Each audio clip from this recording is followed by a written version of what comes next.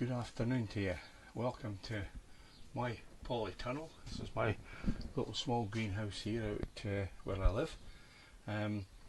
Just to let you see, these are one or two of the tomatoes that we grew the other day out at our polytunnel, and you can see, as I said, they'll jump.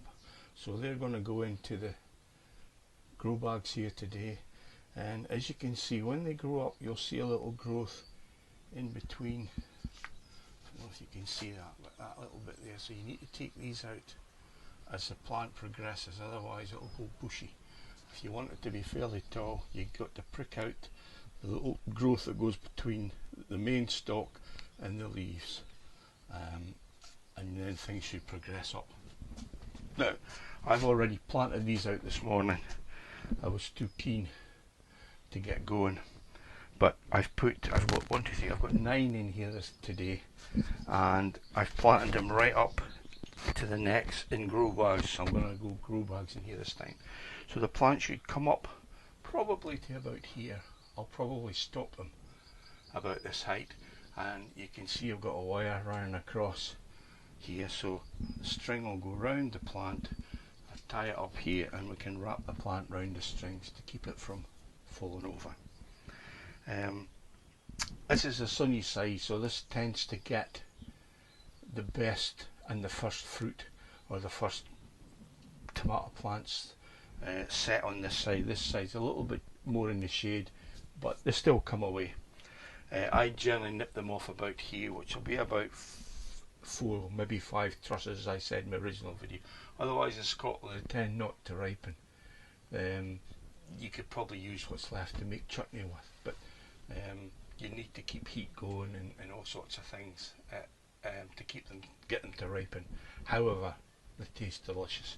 So once the plants have established, as I say, I've planted them and they're buried right up to the neck, more or less, in compost.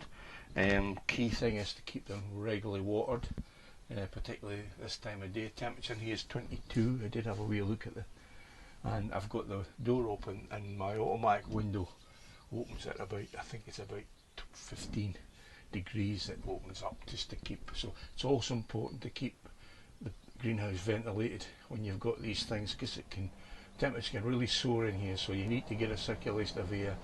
And I tend to go out in the morning, and if it's going to be nice, I'll leave the doors open all day, just for that very reason.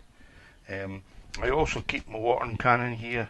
I tend to be a bit old-fashioned, that I fill it up every night, so when I water with warm greenhouse temperature water, so the roots don't get a bit of a shock. But others say different, but that's how I do it. I've also got some seedlings growing, as you could probably just about see.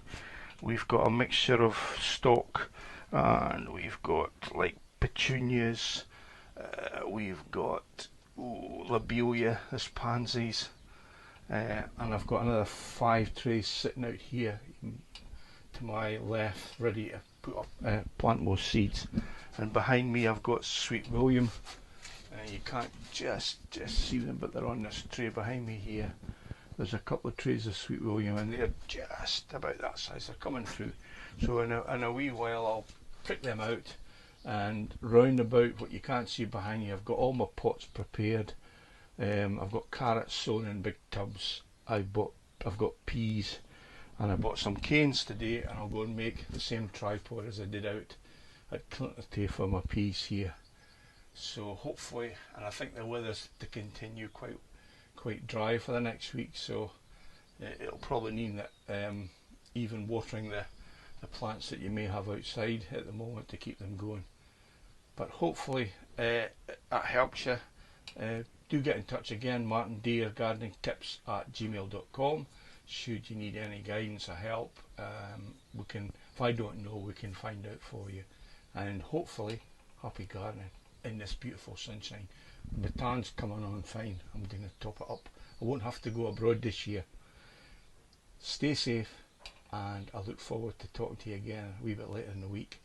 And keep gardening. Bye now.